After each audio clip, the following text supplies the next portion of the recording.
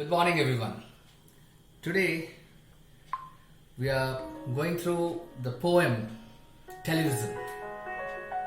Television that has brought smile on the face of several. Television by Roald Dahl is a didactic poem. Through this poem, the poet represents television as an idiot box. Through his poem, he makes people aware of its evil effect on the children. Evil impact on their mental growth, imagination, writing skill. He, on the other hand, focuses on the goodness of reading books. He rather stresses on the need of reading storybooks, some children novels. So it is taken from the anthology of poems Revolting Rhymes. Revolting Rhymes, from where television was taken. So Roald Dahl is equally popular among the children and the adults. Matilda, the Witches, the big and fantastic Mr. Fox, BFG, very popular among all of us. So let's see what advice, what suggestion he has given to all the parents of Europe as well as America and here the Indians. It was in mid-60s or the late 60s when the television was gaining its popularity among the children. In India, this popularity came a little later, in the late 80s. Since then, it ruled the heart of the children as well as the youth until the arrival of smartphones. Smartphones. Alright. Anyway, let's start with the television. The first line, Roald Dahl says, the most important thing we have learned so far as children are concerned.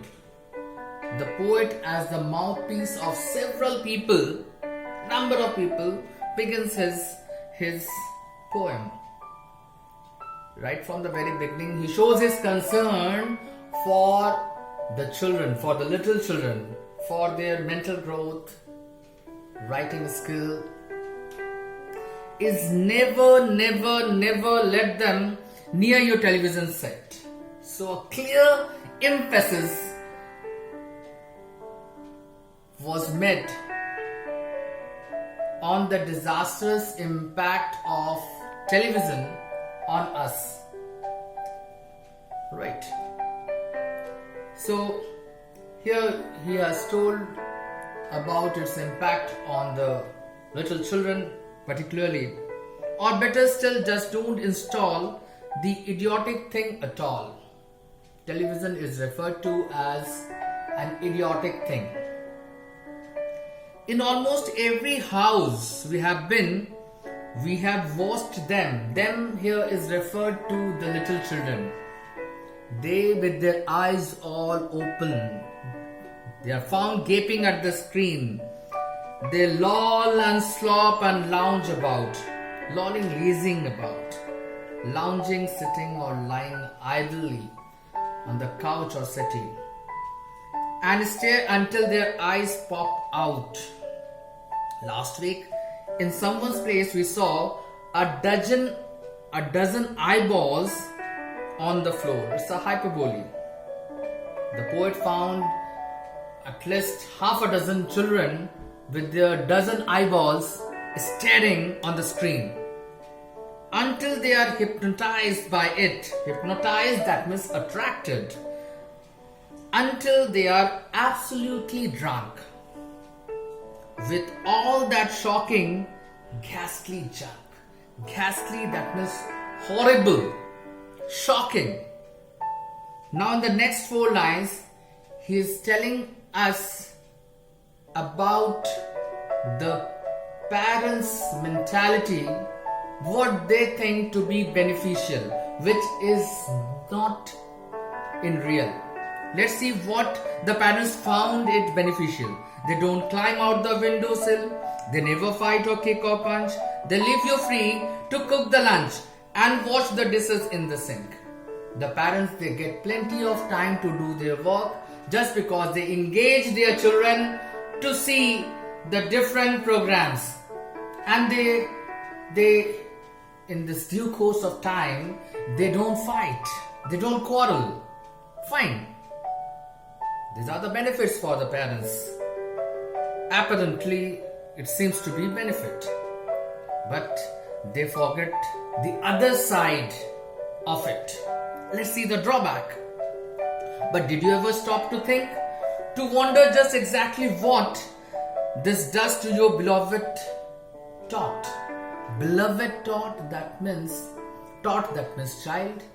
Again, a question is asked to the parents that don't you think the other side of it, how drastically it affects your children? It rots the sense in the head. It kills imagination dead. The lines, personification is used.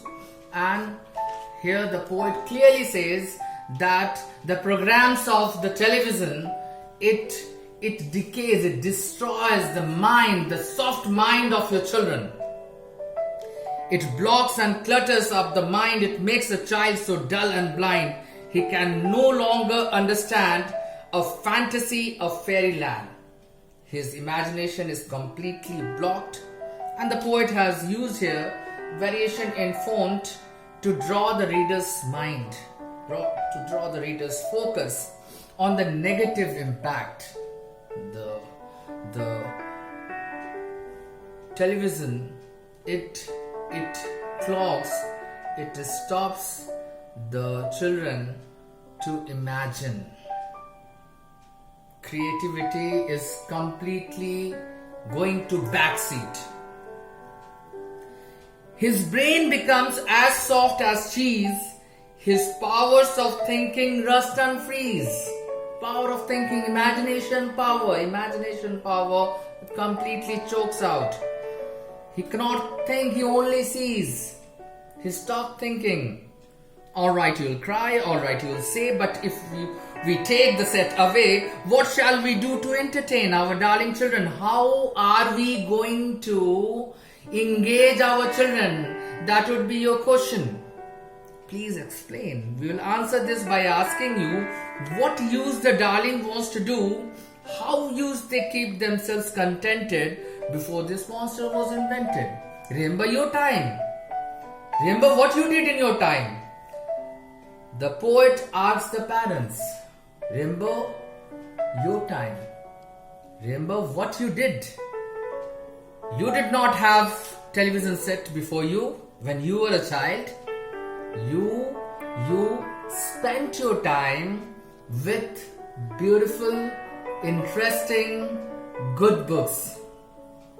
Have you forgotten? Don't you know? We'll say it very loud and slow. They used to read. They read and read and read and read and then proceed to read some more. Great Scott, Gajuk.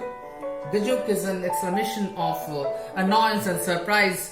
We often, while reading books, get offended with some negative characters. Alright. So, while reading, we have so many characters. One half their lives was reading books. The nursery shelves held books galore. Books cluttered up the nursery floor. Glow, that means in large number. So the nursery shelves, the shelves of the books are all filled up, all stacked up. There are books everywhere in the bedroom, on the bed. More books were waiting to be read. Such wondrous, fine, fantastic tales of dragons, gypsies, queens and whales, and treasure isles and distant shores. So the stories were made, the stories were told on different issues, on different characters.